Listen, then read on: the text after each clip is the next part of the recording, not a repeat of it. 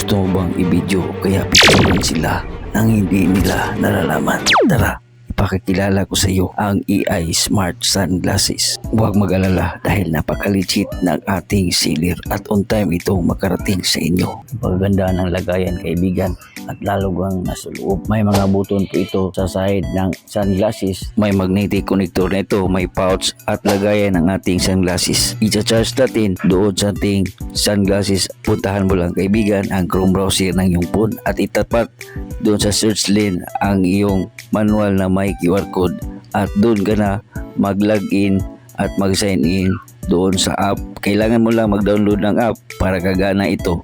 At subukan natin, isuot mo lang ang smart sunglasses, kaibigan, at itutok sa nais mong kuna ng picture kaya video at pindutin mo yung button sa ibabaw ng iyong sunglasses at kukonekta na ito sa iyong phone at makikita natin ng mga larawan, mga videos na nakukuha natin nang hindi nila nalalaman kasi nga nagsusuot lang tayo ng smart sunglasses at yun, nahuhuli na natin sila.